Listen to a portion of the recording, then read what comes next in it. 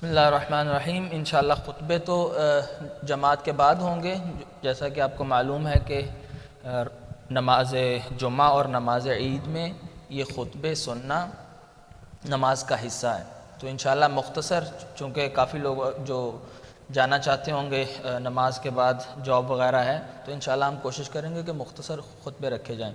لیکن نماز شروع کرنے سے پہلے ایک مسئلہ فطرہ کے حوالے سے کہ جن مومنین نے ابھی تک فطرہ نہیں نکالا ہے، کیونکہ ابھی ہم انشاءاللہ نماز پڑھیں گے تو واجب ہے کہ نماز سے پہلے اپنا فطرہ نکال دیجیے۔ اگر کسی نے نہیں نکالا تو ابھی اپنا فطرہ نکال سکتا ہے۔ بر محمد و آل محمد صلوات۔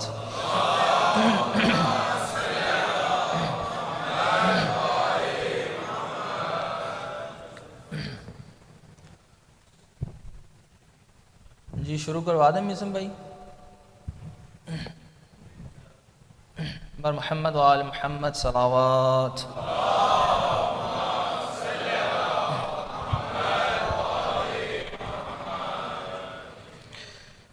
بسم اللہ الرحمن الرحیم۔ الصلاة الصلاة الصلاة۔ استغفر اللہ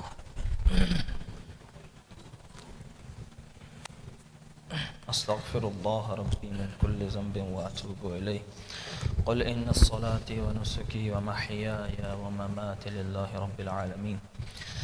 انشاءاللہ جیسا کہ آپ جانتے ہیں کہ پہلی رکعت میں 5 قنوت ہوں گے اور دوسری رکعت میں 4 قنوت ہوں گے انشاءاللہ۔ استغفر اللہ ربی۔ اللہ اکبر۔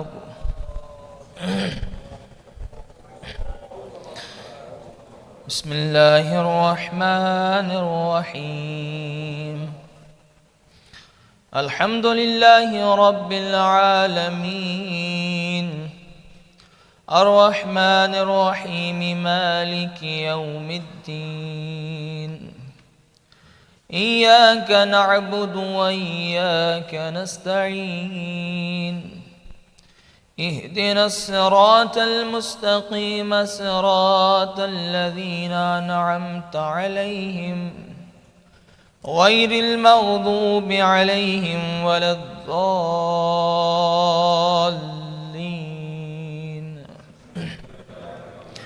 بسم اللہ الرحمن الرحیم۔ سبح اسم ربک الاعلی الذي خلق فسوى والذي قدر فهدى والذي أخرج المرعى فجعله غثاء أحوى سنقرئك فلا تنسى إلا ما شاء الله إنه يعلم الجهر وما يخفى ونيسرك لليسرى فذكر إن نفعت الذكرى سيذكر من يخشى ويتجنبها الأشقى الذي يصلى النار الكبرى ثم لا يموت فيها ولا يحيا قد أفلح من تذكى وذكر اسم ربه فصلى بل تؤثرون الحياة الدنيا والآخرة خير وأبقى إن هذا لفي الصحف الأولى صحف إبراهيم وموسى۔ الله أكبر۔ اللهم صل على محمد وآل محمد۔ اللهم أهل الكبرياء والعزمة وأهل الجود والجبروت وأهل العفو والرحمة وأهل التقوى والمغفرة، أسألك بحق هذا اليوم الذي جعلته للمسلمين عيدا ولمحمد صلى الله عليه وآله ذخرا وشرفا وكرامة ومزيدا، أن تصل على محمد وآل محمد، وأن تدخلني في كل خير أدخلت فيه محمدا وآل محمد، وأن تخرجني من كل سوء أخرجت منه محمدا وآل محمد، صلواتك عليه وعليهم. اللهم إني أسألك خير ما سألك به عبادك الصالحون، وأعوذ بك مما استعاذ منه عبادك المخلصون. الله أكبر. اللهم أهل الكبرياء والعزمة، وأهل الجود والجبروت، وأهل العفو والرحمة، وأهل التقوى والمغفرة، أسألك بحق هذا اليوم الذي جعلته للمسلمين عيدا، ولمحمد صلى الله عليه وآله ذخرا وشرفا وكرامة ومزيدا، أن تصل على محمد وآل محمد، وأن تدخلني في كل خير أدخلت فيه محمدا وآل محمد، وأن تخرجني من كل سوء أخرجت منه محمدا وآل محمد، صلواتك عليه وعليهم. اللهم إني أسألك خير ما سألك به عبادك الصالحون، وأعوذ بك مما استعاذ منه عبادك المخلصون. الله أكبر. اللهم أهل الكبرياء والعزمة، وأهل الجود والجبروت، وأهل العفو والرحمة، وأهل التقوى والمغفرة، أسألك بحق هذا اليوم الذي جعلته للمسلمين عيدا، ولمحمد صلى الله عليه وآله ذخرا وشرفا وكرامة ومزيدا، أن تصل على محمد وآل محمد، وأن تدخلني في كل خير أدخلت فيه محمدا وآل محمد، وأن تخرجني من كل سوء أخرجت منه محمدا وآل محمد، صلواتك عليه وعليهم. اللهم إني أسألك خير ما سألك به عبادك الصالحون، وأعوذ بك مما استعاذ منه عبادك المخلصون. الله أكبر. اللهم أهل الكبرياء والعزمة، وأهل الجود والجبروت، وأهل العفو والرحمة، وأهل التقوى والمغفرة، أسألك بحق هذا اليوم الذي جعلته للمسلمين عيدا، ولمحمد صلى الله عليه وآله ذخرا وشرفا وكرامة ومزيدا، أن تصل على محمد وآل محمد، وأن تدخلني في كل خير أدخلت فيه محمدا وآل محمد، وأن تخرجني من كل سوء أخرجت منه محمدا وآل محمد، صلواتك عليه وعليهم. اللهم إني أسألك خير ما سألك به عبادك الصالحون، وأعوذ بك مما استعاذ منه عبادك المخلصون. الله أكبر.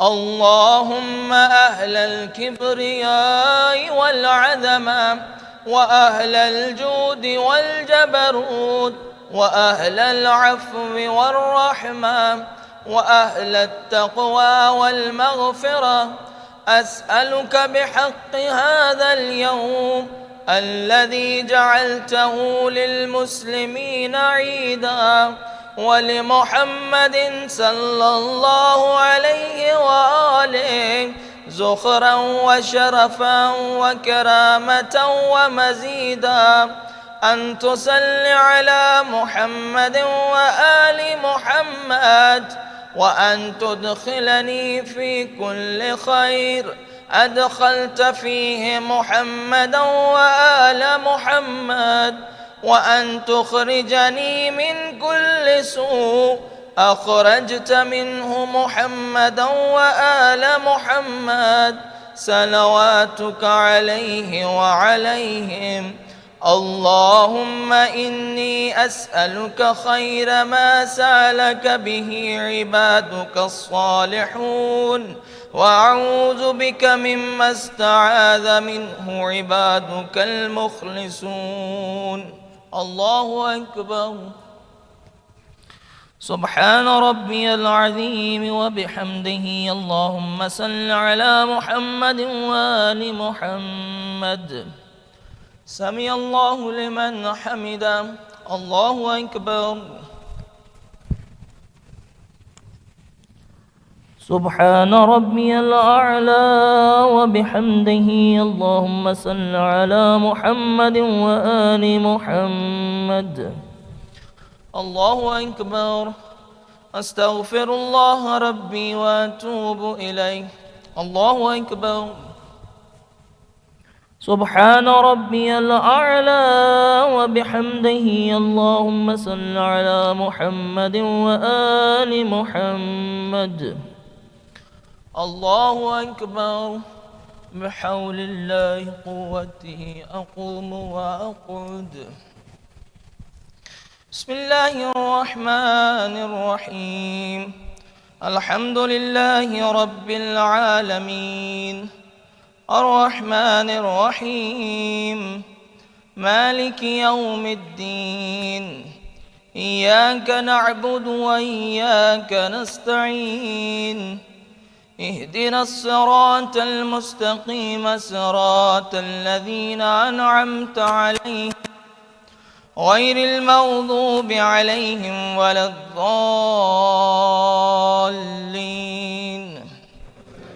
بسم الله الرحمن الرحيم.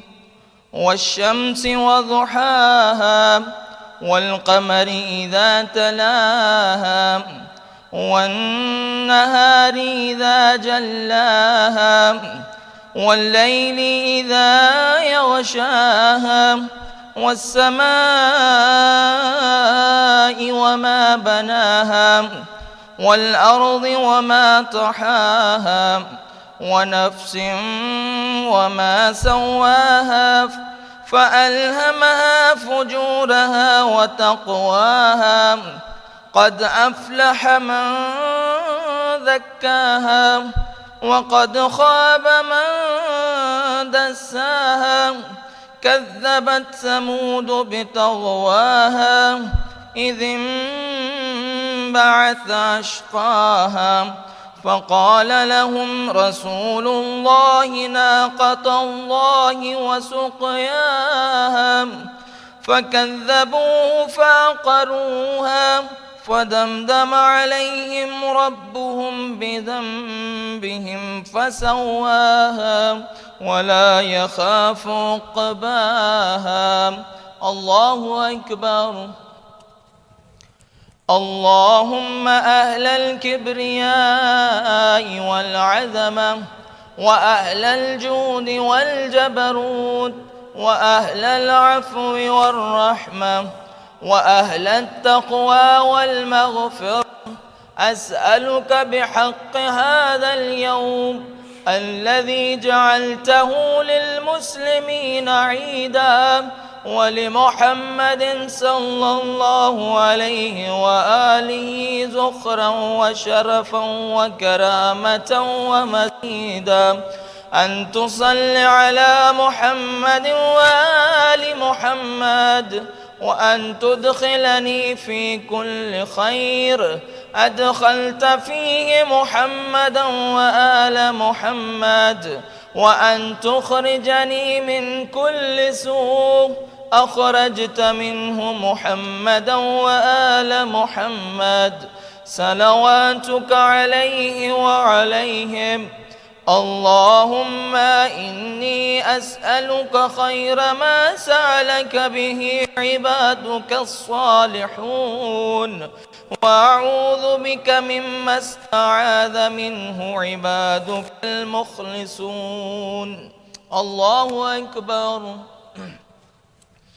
اللهم أهل الكبرياء والعظمة وأهل الجود والجبروت وأهل العفو والرحمة وأهل التقوى والمغفرة، أسألك بحق هذا اليوم الذي جعلته للمسلمين عيدا ولمحمد صلى الله عليه وآله زخرا وشرفا وكرامة ومزيدا، أن تصل على محمد وآل محمد، وأن تدخلني في كل خير أدخلت فيه محمدا وآل محمد، وأن تخرجني من كل سوء أخرجت منه محمدا وآل محمد، صلواتك عليه وعليهم. اللهم إني أسألك خير ما سألك به عبادك الصالحون، وأعوذ بك مما استعاذ منه عبادك المخلصون. الله أكبر. اللهم أهل الكبرياء والعظمة وأهل الجود والجبروت وأهل العفو والرحمة وأهل التقوى والمغفرة، أسألك بحق هذا اليوم الذي جعلته للمسلمين عيدا ولمحمد صلى الله عليه وآله زخرا وشرفا وكرامة ومزيدا، أن تصل على محمد وآل محمد، وأن تدخلني في كل خير أدخلت فيه محمدا وآل محمد، وأن تخرجني من كل سوء أخرجت منه محمدا وآل محمد، صلواتك عليه وعليهم. اللهم إني أسألك خير ما سألك به عبادك الصالحون، وأعوذ بك مما استعاذ منه عبادك المخلصون. الله أكبر. اللهم أهل الكبرياء والعظمة وأهل الجود والجبروت وأهل العفو والرحمة وأهل التقوى والمغفرة، أسألك بحق هذا اليوم الذي جعلته للمسلمين عيدا ولمحمد صلى الله عليه وآله زخرا وشرفا وكرامة ومزيدا، أن تصل على محمد وآل محمد، وأن تدخلني في كل خير أدخلت فيه محمدا وآل محمد، وأن تخرجني من كل سوء أخرجت منه محمدا وآل محمد، صلواتك عليه وعليهم. اللهم إني أسألك خير ما سألك به عبادك الصالحون، وأعوذ بك مما استعاذ منه عبادك المخلصون. الله أكبر. سبحان ربي العظيم وبحمده. اللهم صل على محمد وآل محمد. سمع الله لمن حمده. الله أكبر. سبحان ربي الأعلى وبحمده. اللهم صل على محمد وآل محمد. الله أكبر. استغفر الله ربي وأتوب إليه. الله أكبر. سبحان ربي الأعلى وبحمده. اللهم صل على محمد وآل محمد. إلهي وربي، أنت القوي وأنا الضعيف، أنت الخالق وأنا المخلوق، أنت المالك وأنا المملوك، أنت المولى وأنا العبد، وهل يرحم العبد إلا المولى. الله أكبر. الحمد لله. أشهد أن لا إله إلا الله وحده لا شريك له، وأشهد أن محمدًا عبده ورسوله. اللهم صل على محمد وآل محمد.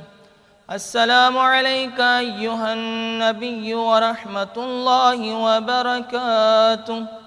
السلام علينا وعلى عباد الله الصالحين. السلام عليكم ورحمة الله وبركاته. الله أكبر. الله أكبر. الله أكبر.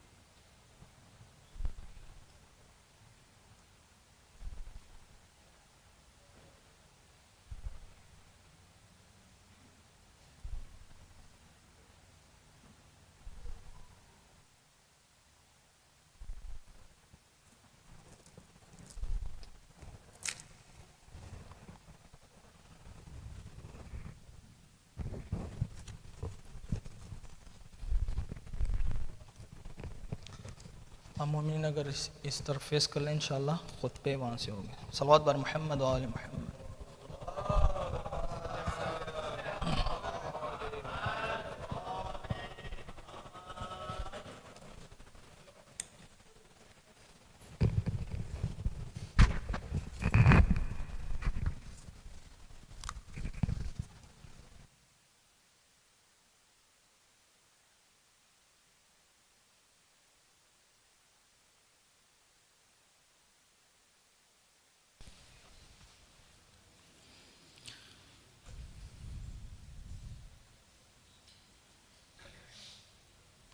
بر دیگر صلوات.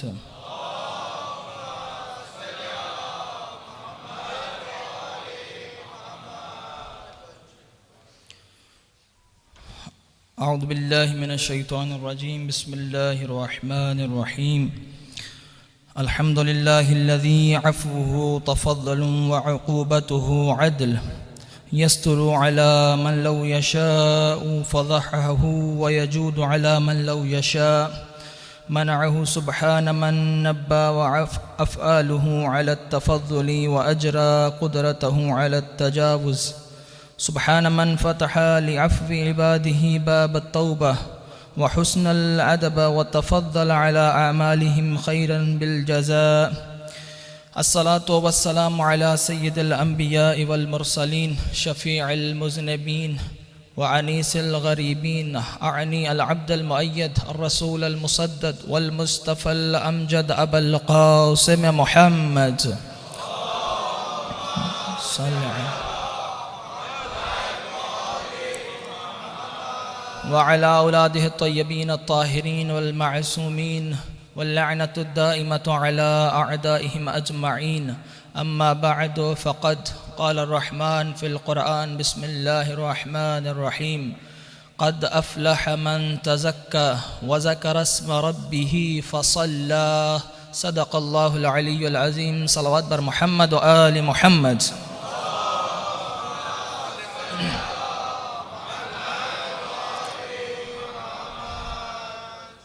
مومن کرام، سب سے پہلے خداوند عالم کا شکر ادا کرتے ہیں کہ اس پروردگار عالم نے آج کے دن کو ہمارے لیے عید کا دن قرار دیا اور اس نے یہ ہمیں سعادت بخشی کہ آج ہم یہاں اس کی بندگی کا اظہار کرنے کے لیے موجود ہیں. اس کے بعد درود و سلام ان ہستیوں پر کہ جن کے صدقے میں یہ کائنات کا نظام چل رہا ہے. اس کے بعد آپ تمام مومنین کی خدمت میں عید مبارک، بالخصوص آئمہ معصومین علیہ السلام کی خدمت میں کہ جن کی ذات کے لیے اللہ نے آج کے دن کو کرامت و شرافت کا دن قرار دیا. الحمدللہ خداوند عالم کی توفیق سے پروردگار عالم نے یہ ہمیں سعادت بخشی کہ ہم مسلسل 30 دن خدا کی بندگی میں مشغول رہے اور ضیافت پروردگار سے بہرہ مند ہوتے رہے. یقیناً یہ ہمارا شرف تھا، یہ ہمارے لیے باعث فخر تھا کہ اللہ نے ہمیں اپنی مہمانی میں بلایا تھا. یہ کوئی چھوٹی بات نہیں ہے کہ 30 دن ہم خدا کے مہمان رہے ہیں. یعنی آپ اپنے مقام کو سمجھیے کہ آپ خدا کی مہمانی میں رہے ہیں 30 دن، اور ان 30 دنوں کا تحفہ اللہ کی ذات نے آج کے دن کو عید قرار دیا ہے. لیکن چونکہ معصومین علیہ السلام کی مسلسل روایات ہیں اس بارے میں، امیر کائنات علیہ السلام فرماتے ہیں،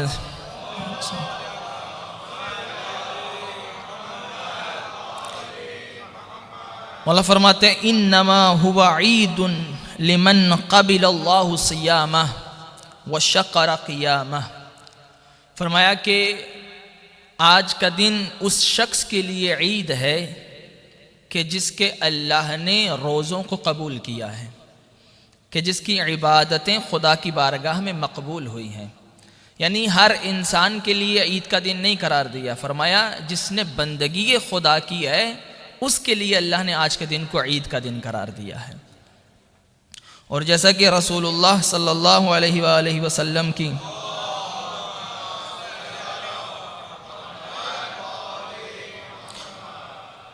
آپ صلی اللہ علیہ وسلم نے ایک طویل خطبہ دیا ہے اس بارے میں. فرمایا کہ یہ وہ رات ہے جب عید فطر کی رات آتی تھی تو رسول اللہ صلی اللہ علیہ وسلم نے فرمایا فَإِذَا كَانَتْ لَيْلَةُ الْفِطْرِ وَهِيَ تُسُمَّ لَيْلَةَ الْجَوَائِزِ. فرمایا جب شب عید فطر ہوتی تھی تو رسول اللہ فرماتے تھے کہ یہ اس عید کا نام ہے لیلۃ الجوائز، یعنی خدا کی طرف سے آپ کو انعامات دیے جائیں گے اس رات میں. آپ یہ دیکھیے کہ جب ہم نے بھی الحمدللہ یہاں پر اپنی استطاعت کے مطابق ادارے والوں نے والنٹیئرز کو، مومنین کو، بزرگان کو ہدیے تقسیم کیے، جوائز دیے، جائزے دیے، انعامات دیے، یہ ہماری استطاعت تھی کہ ہم جتنا کر سکتے تھے ہم نے کیا. لیکن جب معصوم فرمائیں کہ اللہ اس رات کو ہدیے کی رات قرار دے رہا ہے، یعنی جب خدا کی طرف سے انعام ہوگا تو کم از کم خدا کی طرف سے انعام جنت ہوتا ہے. یعنی جب خدا کی طرف سے اس رات کو انعام کی رات قرار دیا جائے تو خدا کی طرف سے یہ جنت ہے. اور فرمایا العاملین اجرہم بغیر حساب، پروردگار اس رات میں بغیر حساب، یعنی جب خدا کی بارگاہ میں بغیر حساب ہو، یعنی لا محدود ہو، تو ان انعامات کو کون جو ہے وہ درک کر سکتا ہے. اور پھر فرمایا، رسول اللہ فرماتے فَإِذَا كَانَتْ غَدَاتُ يَوْمِ الْفِطْرِ بَعَثَ اللَّهُ الْمَلَائِكَةَ فِي كُلِّ الْبِلَادِ فَيَهْبِطُونَ إِلَى الْأَرْضِ وَيَقِفُونَ عَلَى أَفْوَاهِ السِّكَكِ فَيَقُولُونَ يَا أُمَّةَ مُحَمَّدٍ اخرجوا إِلَى رَبِّ كَرِيمٍ يُعْطِي الْجَزِيلَ وَيَغْفِرُ الْعَظِيمَ. فرمایا جب عید فطر کا دن ہوتا ہے تو پروردگار عالم فرشتوں کو نازل کرتا ہے. جو فرشتے آ کر ندا دیتے ہیں کہ اے نبی کی امت، اپنے گھروں سے نکلو اور اپنے پروردگار کی طرف چلو، یعنی عید فطر ادا کرنے کے لیے اپنے گھروں سے نکلو کہ آج کا دن تمہارے لیے اجر عظیم کا دن ہے. اور سبحان اللہ فرمایا فَإِذَا بَرَزُوا إِلَى مُصَلَّاهُمْ، اور جب تم اپنے گھر سے نکل کے مسجد کی طرف جاتے ہو، امام بارگاہ کی طرف جاتے ہو، نماز ادا کرنے کے لیے جاتے ہو، قال اللہ عز وجل للملائکہ، تب خدا اپنے ملائکہ سے کیا کہتا ہے، ملائکتی، اے میرے فرشتو، ما جزاء الاجیر اذا عمل عملہ، اس بندے کی کیا جزا ہے، تم بتاؤ اسے کیا دیا جائے. تو فرشتے کہتے ہیں الہنا و سیدنا، اے ہمارے اللہ، اے ہمارے سید و سردار، جزاؤہ ان توفی اجرا، اس کا جتنا اجر دے سکتا ہے خدایا ان کو وہ اجر دے. اب کیا اس بندے کا اجر ہوتا ہے جو اپنے گھر سے نکل کر مصلی یعنی نماز گاہ کی طرف بڑھتا ہے، نماز عید کے لیے آتا ہے. فقال فیقول اللہ عز وجل، تو اللہ اپنے فرشتوں سے کہتا ہے فَإِنِّي أُشْهِدُكُمْ مَلَائِكَتِي أَنِّي قَدْ جَعَلْتُ ثَوَابَهُمْ عَنْ صِيَامِهِمْ شَهْرَ رَمَضَانَ وَقِيَامِهِمْ فِيهِ الرِّضَايَ وَمَغْفِرَتِي. فرشتے کہتے ہیں پروردگارہ اس کا اجر اور ثواب اسے عطا کر دے. تو وہ بندہ جو نماز پڑھنے کے لیے جا رہا ہے تو اللہ کیا کہتا ہے، میرے فرشتوں گواہ رہنا کہ یہ جو اس نے ماہ رمضان میں روزے رکھے ہیں، راتوں کو قیام کیا ہے، اس بندے کا اجر یہ ہے کہ جب یہ خدا کی بارگاہ میں نماز کے لیے حاضر ہو رہا ہے اس وقت میں نے اپنی رضا اسے عطا کر دی ہے. یعنی خدا اپنی رضا بندے کو دے دیتا ہے، وہی رضا جو شب ہجرت علی بستر رسول پر سو کے خریدے، وہ رضا اللہ آپ کو دے رہا ہے. فرمایا اس بندے کی کیا جزا ہے، اس بندے کا ثواب کیا ہے، اجر کیا ہے، رضائی و مغفرتی، میں نے اسے مغفرت بھی، اس کو بخش بھی دیا اور اپنی رضا، یعنی میں اس بندے سے خوشنود ہوں، میں اس بندے سے راضی ہوں. اور پھر فرمایا کہ جب اللہ فرماتا ہے یا عبادی سلونی فعزتی وجلالی لا تسألون اليوم فی جمعکم لآخرتکم ودنیاکم الا اعطیتکم. اللہ کہتا ہے اے لوگو، اے میرے بندو، آج کے دن، عید کے دن مجھ سے مانگو. سلونی، وہی دعویٰ جو اللہ کا نمائندہ کوفہ کے ممبر پر بیٹھ کر کرتا تھا، سلونی سلونی، جو مانگنا ہے، جو پوچھنا ہے پوچھو. آج اللہ عید فطر والے دن کہتا ہے مجھ سے جو مانگنا ہے مانگو، جو پوچھنا ہے پوچھو، جو سوال کرنا چاہتے ہو کرو، کہ آج کا دن میں تمہیں ہر چیز عطا کروں گا. آج کا دن تمہارے لیے مقبولیت کا دن ہے. اور امیر کائنات فرماتے ہیں کہ جب تم اپنے گھر سے نکلو مسجد کی طرف جاؤ تو سمجھو کہ جیسے تم قبروں سے اٹھ کر محشر کی طرف جا رہے ہو۔ اور پھر فرمایا کہ جب تم نماز پڑھ کے عید فطر یا عید قربان کی نماز پڑھ کے اپنے گھروں کو واپس جاتے ہو، گویا ایسے اللہ تمہیں پاک کر دیتا ہے جیسے تم میدان محشر سے جنت کی طرف جا رہے ہو، جیسے تم میدان محشر سے جنت کی طرف جا رہے ہو۔ اور آپ خود اگر توجہ فرمائیں کہ لفظ عید کیا ہے، عید عاد یعود عید، عید کہتے ہیں، اس کے معنی ہے عربی زبان میں پلٹنا، لوٹنا۔ یعنی کوئی انسان اگر کسی غلط راستے کی طرف بڑھ رہا ہو اور اس کی منزل دوسری طرف ہو، اب وہ اس راستے کو چھوڑ کر اپنی منزل حقیقی راستے پر آ جائے، یہ کہلاتا ہے عید۔ اور اللہ نے آج کے دن کو عید اس لیے قرار دیا کہ انسان پورا سال جو خدا کی نافرمانی میں گزارتا ہے، یہ 30 دن اللہ نے آپ کو پریکٹس کروائی ہے، اور آج کے دن یعنی در حقیقت عید ہے ری کنیکٹنگ ود اللہ سبحانہ و تعالی۔ عید جو ہمارے ذہنوں میں کنسپٹ ہے، جیسے ہمارے ہندو پاک میں عید منائی جاتی ہے، روایتیں کہتی ہیں ایک دن عید کے دن امام حسن علیہ السلام، اللہم صلی علی،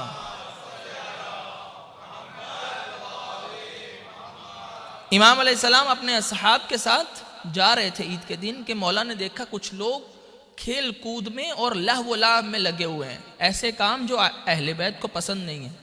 امام علیہ السلام رکے اور ان کی طرف دیکھا اور اپنے اصحاب سے مخاطب ہو کر فرمایا العجب، فرمایا عجیب ہے کہ اللہ نے اس دن کو لہو و لعب کا دن نہیں بنایا ہے، یہ دن عمل کرنے والوں کے لیے جزا کا دن ہے، یہ اللہ کی عبادت کا دن ہے۔ فرمایا عید لہو و لعب کے لیے نہیں ہے، عید بیکار میں دن گزارنے کے لیے نہیں ہے، عید خدا کی طرف سے مؤمنین کو تحفہ ہے، خدا کی طرف سے عاملین عمل کرنے والوں کے لیے ایک جائزہ انعام ہے۔ اور پھر فرمایا اب خود جب ہم دعائے قنوت میں کیا پڑھتے ہیں، اسألک بحق ھذا اليوم الذی جعلتہ للمسلمین عیدا، اے خدا تجھے اس دن کا واسطہ دیتا ہوں جسے تو نے مسلمانوں کے لیے عید قرار دیا، یعنی خوشی کا دن قرار دیا، وَلِمُحَمَّدٍ صلی اللہ علیہ وآلہ ذُخْرًا وَشَرَفًا وَكَرَامَةً وَمَزِيدًا، یعنی یہ وہ دن ہے جس کو اللہ نے در حقیقت محمد و آل محمد کے لیے مزید شرافت و کرامت و طہارت کا دن قرار دیا ہے۔ یعنی در حقیقت عید محمد و آل محمد کا دن ہے، عید ان کی شرافت و کرامت کے اظہار کا دن ہے، عید ان کے چاہنے والوں کے لیے ایک خدا کی طرف سے انعام ہے۔ تو بس عید کا مطلب یہ نہیں ہے کہ ہم جو مسلسل 30 دن ہم نے روزے رکھے ہیں ان کو ہم اس دن میں ضائع کر دیں، ہنسی کھیل کود لہو و لعب جو اہل بیت کو نہیں۔ در حقیقت آپ دیکھیے کہ 30 دن مسلسل آپ خدا کی مہمانی سے نکل کر جب آئے ہیں تو آپ کے بدن سے، آپ کے اخلاق سے، آپ کے گفتار سے خدا کی مہمانی کی خوشبو آنی چاہیے۔ انسان 2 دن بھی 3 دن بھی کسی کے ساتھ رہے تو اس کا اثر ہونے لگتا ہے۔ ہم 30 دن خدا کے سفرے پر سے کھاتے رہے ہیں، 30 دن خدا کی مہمانی میں رہے ہیں، تو ہمارے اندر وہ صفات پروردگار کا اظہار ہونا چاہیے۔ کیا سبب ہے کہ دعائے قنوت جو ہم یہ 9 مرتبہ دعائے قنوت پڑھتے ہیں، یہ کس لیے خدا نے اہل بیت نے بتائی ہے؟ آخر اس میں کوئی نہ کوئی تو فلسفہ ہے۔ انشاءاللہ اگلے خطبے میں ہم اس کو تھوڑا سا ذکر کرتے ہیں، چونکہ زیادہ خطبہ طولانی نہیں کرنا۔ بسم اللہ الرحمن الرحیم، والعصر ان الانسان لفی خسر الا الذین آمنوا وعملوا الصالحات وتواصوا بالحق وتواصوا بالصبر۔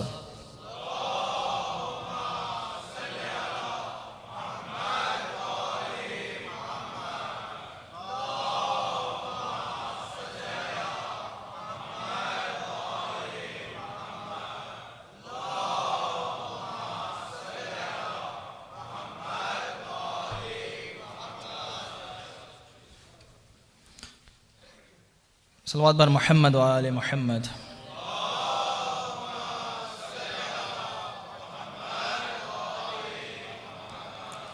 بسم الله الرحمن الرحيم. الله أكبر الله أكبر، لا إله إلا الله والله أكبر ولله الحمد. الله أكبر على ما هدانا وله الشكر على مولانا. الحمد لله الذي لم يجعلنا زنادقا مضلين ولا مبتدعة شاكين مرتابين ولا عن أهل بيت نبيه منحرفين. نحمده على ما هدانا وما كنا لنهتدي لولا أن هدانا الله، والحمد لله رب العالمين. ونشهد أن لا إله إلا الله الواحد الأحد الصمد الذي لم يتخذ صاحبة ولا ولدا، وأن محمدا عبده ورسوله. صلوات رب رسول الله.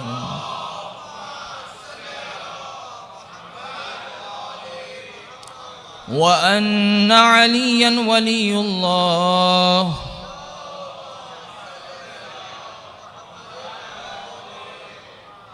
صلوات الله وسلامه عليه. وأن الفاطمة سيدتنا.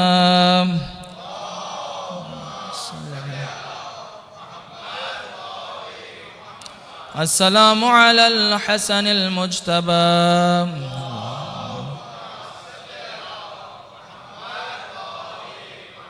اللهم صل على أبا عبد الله الحسين.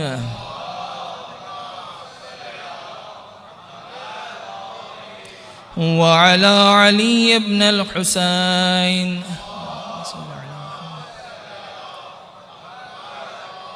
وعلى محمد بن علي. وعلى جعفر بن محمد. وعلى موسى بن جعفر.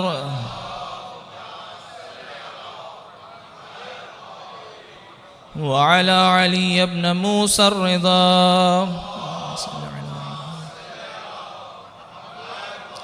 وعلى محمد بن علي. اللهم صل على محمد. وعلى علي بن محمد. اللهم صل على محمد. وعلى حسن بن علي العسكري. وعلى صاحب العصر والزمان وشريك القرآن.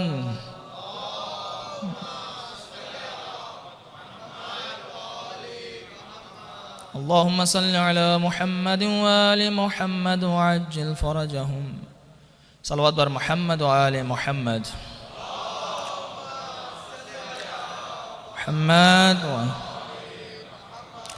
مومن کرام، ایک مرتبہ پھر آپ تمام مومنین کی خدمت میں ہدیہ تبریک عرض کرتے ہیں اور آپ سب کو اور اپنے نفس کو تقوی الہی اختیار کرنے کی تاکید کرتے ہیں. جی صلوات بر محمد و آل محمد.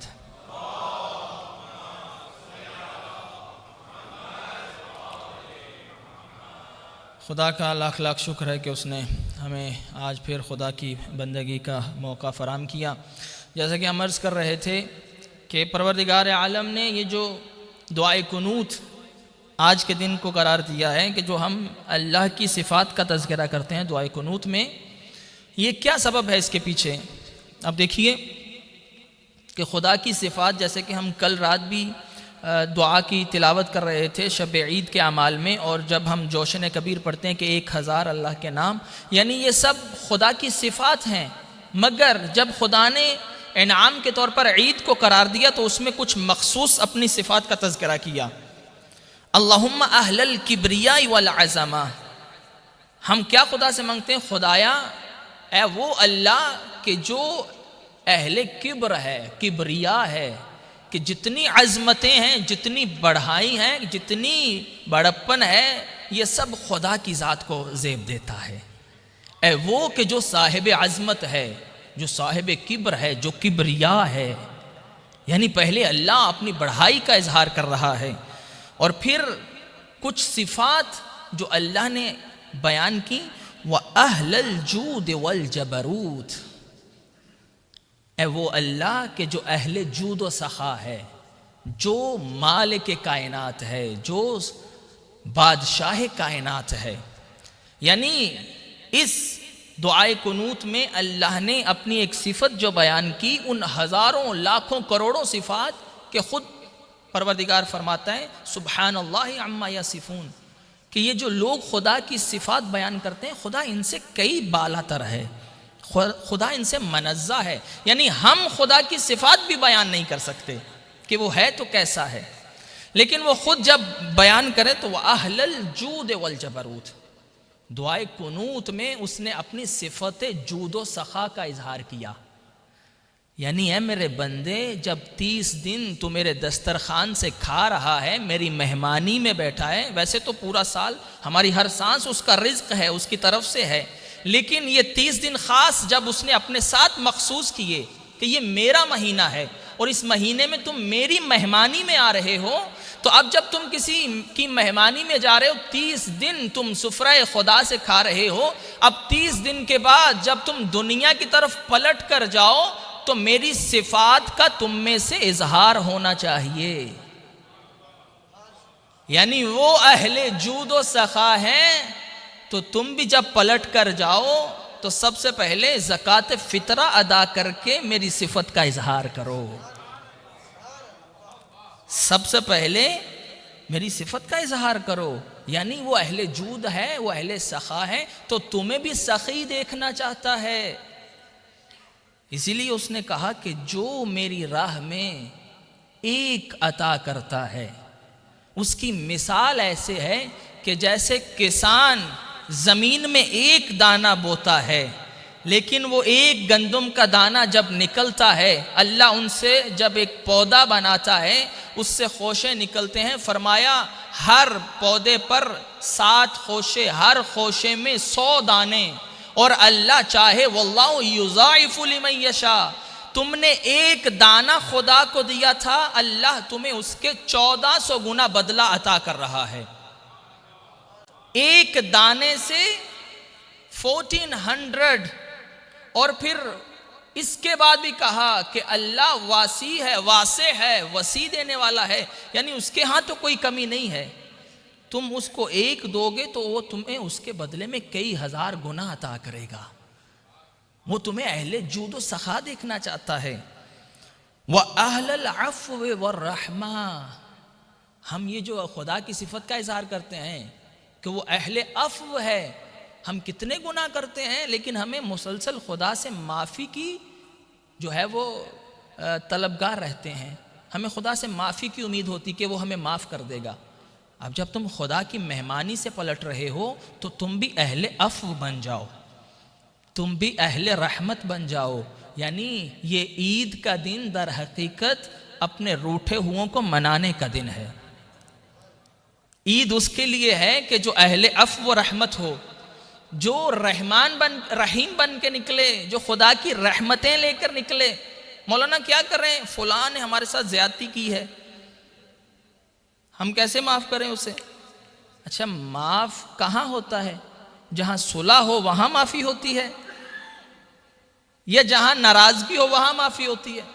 معافی ہوتی ہی وہاں ہے جہاں پر کسی نے آپ کے ساتھ زیادتی کی ہو، آپ کے ساتھ برا کیا ہو. وہیں تو آپ کے حلیم ہونے کا پتہ چلتا ہے. اس لیے خدا تمہیں چاہتا ہے تم اہل جود و سخا ہو، تم خدا کی راہ میں خرچ کرو، تم اہل مغفرت، اہل عفو ہو، اہل رحمت ہو، محبت کے ساتھ لوگوں کے ساتھ پیش آؤ. اگر تمہارے ساتھ کوئی ظلم کرتا ہے، زیادتی کرتا ہے، تو خدا کے لیے اسے معاف کرو. رسول اللہ فرماتے ہیں کہ جو شخص معاف کرنے میں پہل کرتا ہے اللہ اس کی زندگی میں 30 سال اضافہ کر دیتا ہے. اللہ اس کی زندگی میں 30 سال اضافہ کر دیتا ہے. اور ایک اور گزارش کرتا چلوں اسی کے درمیان میں کہ یعنی خدا چاہتا ہے کہ تم اس کی راہ میں خرچ کرو. اور جیسا کہ ہم نے ماہ رمضان میں بھی عرض کیا تھا کہ امام فرماتے ہیں مومن کی صفت یہ ہے الصدقۃ فی القلہ، کہ وہ قلت میں جب اس کے پاس بھی کم ہو اس کے باوجود وہ راہ خدا میں دیتا ہے. خدا فرماتا ہے من یقرض اللہ قرضا، کہ کون ہے کہ جو اللہ کو قرضہ دے تو اللہ اسے 2 گنا اس کے برابر 2 گنا عطا کرے گا۔ یعنی کیا مطلب؟ ہم کون ہوتے ہیں خدا کو قرض دینے والے، لیکن خدا فرما رہا ہے کہ تم خدا کی راہ میں خرچ کرو، تمہیں اہمیت بتائی جا رہی ہے۔ تو الحمدللہ یہاں آپ مومنین مسلسل رمضان میں آتے رہے ہیں، بڑا بہترین نظام، افطاریوں کا نظام، اللہ سب کی عبادتوں کو قبول فرمائے۔ پروردگار عالم سب مومنین جنہوں نے افطاریوں کا اہتمام کیا ان کی عبادتوں کو قبول فرمائے۔ تو یہ آپ دیکھتے رہے ہیں کہ مسلسل یہاں بڑا بہترین نظام، والنٹیئرز نے بہت خدمت کی، پروردگار ان کی توفیقات خیر میں بھی اضافہ فرمائے۔ بالخصوص موسوی فیملی جنہوں نے ماشاءاللہ اتنا بہترین طریقے سے امام کا گھر سجایا، خدا ان کی توفیقات خیر میں اضافہ فرمائے۔ لیکن کوئی بھی ادارہ ہے وہ مومنین کے تعاون کے ساتھ چلتا ہے۔ تو اہل جود و سخا کا مہینہ ہے اور خدا اہل جود ہے، اور خدا بھی چاہتا ہے میرے بندے اس کی راہ میں خرچ کریں تو خدا ان کو 1000 گنا زیادہ عطا کرے۔ تو آپ مومنین سے بھی یہی درخواست رہے گی کہ آپ مومنین خدا کی خاطر، ہم نے کسی کو نہیں دیکھنا ہے، کیونکہ ہمارے عمل میں ریا نہیں ہوتی ہے۔ ہم جو عمل بھی کریں، دیکھیے عبادت اس وقت قبول ہوتی ہے جب اس میں نیت ہو قربتاً الی اللہ کی۔ کوئی بھی عبادت تب تک قبول نہیں ہے جب تک اس میں یہ نیت نہ ہو۔ اگر آپ نماز پڑھ رہے ہیں لیکن نماز میں نیت نہ کریں قربتاً الی اللہ، خدا کے قرب کی نیت نہ کریں، آپ کی نماز نہیں ہے۔ آپ کا کوئی عمل اس وقت تک مقبول نہیں ہے جب تک نیت قربتاً الی اللہ نہ ہو۔ یعنی خدا تمہیں ہر عمل سے اپنے قریب کرتا جا رہا ہے، اور اتنا قریب انسان ہو جائے کہ پھر خدا کی آواز آتی ہے، یا ایتھا النفس المطمئنہ ارجعی الی ربک راضیۃ مرضیہ فادخلی فی عبادی وادخلی جنتی۔ پھر خدا تمہیں کہتا ہے، ہم خدا اپنے آپ کو خدا کا بندہ کہیں، عبد کہیں اور بات ہے، خدا کسی کو کہے کہ میرے بندوں میں داخل ہو جا، وہ اور بات ہے۔ اس لیے آپ سے گزارش ہے کہ زیادہ سے زیادہ اس امام کے گھر کی خدمت کیجئے، اپنا تعاون کیجئے، تاکہ انشاءاللہ سارا سال آپ اسی طرح اس ادارے میں پروگرامز دیکھتے رہیں، آپ کے بچوں کے لیے، آپ کی نسلوں کے لیے یہ عزاداری، یہ مجالس، یہ محافل انشاءاللہ ہمیشہ سال و سال اس ادارے میں جاری و ساری رہے۔ آپ تمام مومنین سے گزارش ہے کہ اپنی استطاعت کے مطابق جتنا ہو سکتا ہے ادارے کی خدمت کیجیے۔ صلوات پڑھیے محمد و آل محمد کی ذات پر۔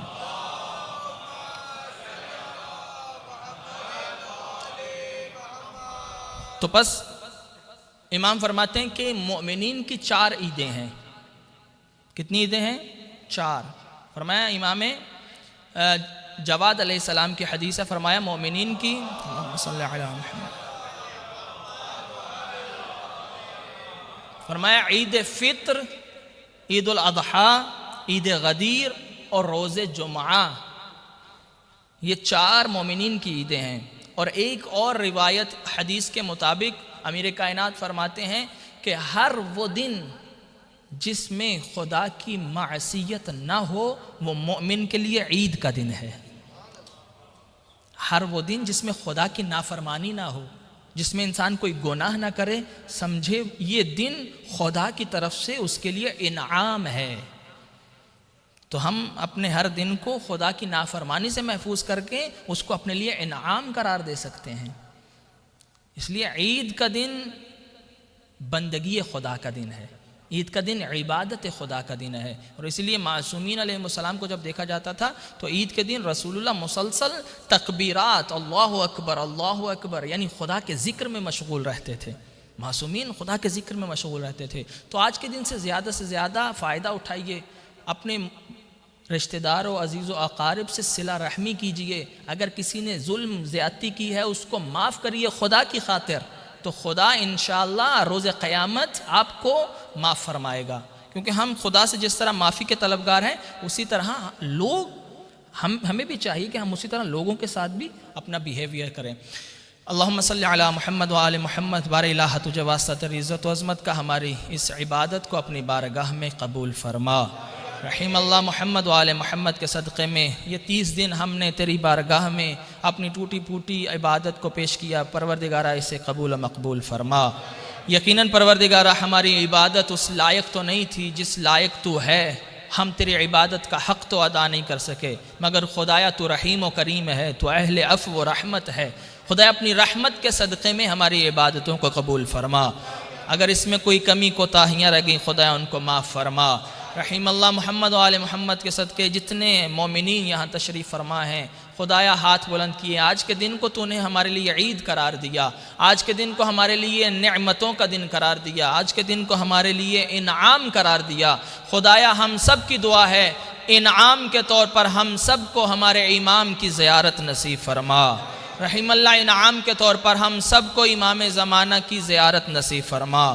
پروردگارہ امام کے ظہور میں تعجیل فرما، ہم سب کو امام کے قدموں میں جام شہادت نوش کرنے کی توفیق عطا فرما۔ رحیم اللہ جتنے بزرگان ہیں ان کا سایہ قائم و دائم فرما، جتنے جوان ہیں ان کو سیرت جناب علی اکبر پر چلنے کی توفیق عطا فرما، جتنے بچے ہیں پروردگارہ اون و محمد و جناب قاسم و علی اصغر کی سیرت اپنانے کی توفیق عطا فرما۔ پروردگارہ ہماری ماں بہنوں کے پردوں کو سلامت فرما۔ رحیم اللہ علی کے چاہنے والے، حسین کا غم منانے والے دنیا میں جہاں جہاں ہیں سب کی حفاظت فرما۔ خدایا بالخصوص جن مومنین نے اس ماہ عظیم میں جہاں جہاں بھی افطاریوں کا اہتمام کیا، عبادتیں کی، اعمال کیے، خدایا سب کی عبادات کو قبول فرما، ہم سب کے مرحومین کے درجات بلند فرما۔ پروردگارہ بالخصوص اس حسینیہ کی جتنی مومنین، انتظامیہ، جتنے بھی لوگ خدمت کر رہے ہیں، جس حوالے سے بھی علماء، پڑھنے والے، شعراء، والنٹیئرز، بانیان، اس کے علاوہ جتنے مومنین جیسے بھی خدمت کر رہے ہیں سب کی توفیقات خیر میں اضافہ فرما۔ بالخصوص جن والنٹیئرز کے ویزوں کے ایشوز ہیں پروردگارہ ان کی مشکلات کو آسان فرما، جلد از جلد پروردگارہ ان کی اس مشکل کو حل فرما۔ رحیم اللہ جو بے اولاد ہیں، بے روزگار ہیں، پریشان ہیں، بیمار ہیں، بیمار کربلا کے صدقے میں سب کو شفا یاب فرما، جو بے اولاد ہیں ان کو صاحب اولاد فرما۔ ربنا تقبل منا انك انت السميع العليم وتب علينا انك انت التواب الرحيم برحمتك يا ارحم الراحمین۔ دعاؤں کی قبولیت کے لیے بآواز بلند صلوات۔